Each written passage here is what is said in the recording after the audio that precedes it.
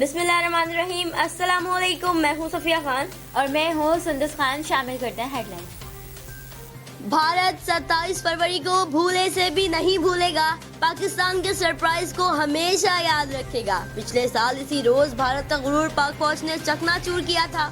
بھارتی جارحیت کا منہ توڑ جواب دینے کا ایک برس مکمل. وزیر اعظم ہاؤس میں سرکاری سطح پر تقریب. صدر مملکت، وزیر اعظم، مسلح افواج کے سربراہان، سول قیادت اور اعلیٰ عسکری قیادت کی شرکت. خصوصی ڈاکومنٹری بھی تیار کی گئی. راحت فتح علی خان نے نغمہ پیش کیا. وزیر خارجہ شاہ محمود قریشی کہتے ہیں 27 فروری کو پاکستان نے دشمن کو مؤثر جواب دیا، 2 طیارے مار گرائے. فخر امام بولے بھارتی اقدامات سے قائد اعظم کا نظریہ سچ ثابت ہوا. ایس ایس پی سانگر ذیشان شفیق صدیقی کی سخت ہدایت پر سانگر پولیس کی منشیات کی فروخت اور سماج دشمن عناصر کے خلاف تابڑ توڑ کارروائیاں جاری. 11 ملزمان گرفتار. 570 لیٹر شراب اور 2060 ماوے اور گٹکا بھی برآمد کر لیا گیا. ملزمان کے خلاف مقدمہ درج.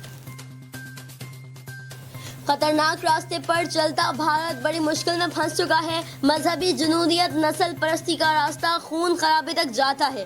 عالمی برادری کو مداخلت کرنا پڑے گی. وزیر اعظم عمران خان کا بھارتی جارحیت کا 1 سال مکمل ہونے پر خصوصی تقریب سے خطاب. کہا 27 فروری کو پاکستانی قوم کا جواب ذمہ دارانہ تھا. جنرل باجوہ نہیں گھبرائے. ان کے اعتماد سے حوصلہ ملا. جس طرح بھارتی جارحیت کا جواب دیا اس پر فخر ہے. مزید کہا بھارت ایک بہت بڑی کمیونٹی کو دیوار سے لگانے کی کوشش کر رہا ہے. یہ پورے خطے کے لیے خطرہ ہے. سچل پولیس کی کارروائی. مختلف جرائم کی وارداتیں سر انجام دینے والے عناصر گرفتار. 1 ملزم گرفتار.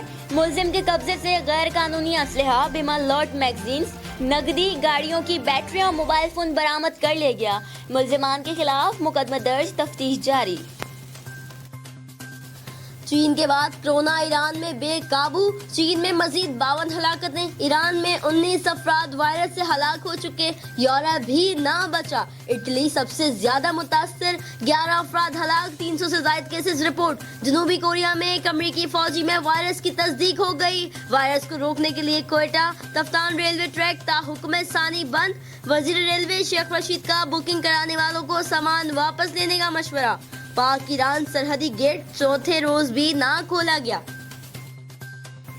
وزیر اعظم اپنے نظریے سے 1 انچ بھی پیچھے نہ ہٹے. نیک مقصد پر چلنے والے مشکلات میں رہتے ہیں. معاون خصوصی فردوس عاشق اعوان کی میڈیا سے گفتگو. کہا حق ہمیشہ باطل پر غالب پا کر رہتا ہے. عمران خان نے 23 برس قانون کی بالادستی کے لیے جدوجہد کی. مودی کا انتہا پسند نظریہ عمران خان کی امن کی سوچ سے شکست کھا گیا. مودی اسلحہ کا انبار خرید کر بھی عمران خان کی کامیاب سفارتکاری کے سامنے بے بس دکھائی دے رہے ہیں. فی الوقت اتنا ہی. مزید خبروں اور اپڈیٹس کے لیے وزٹ کیجیے ہماری ویب سائٹ csnlive.tv. اس کے علاوہ آپ ہمیں فیس بک اور ٹویٹر پر بھی جوائن کر سکتے ہیں. دیکھتے رہیے CSN.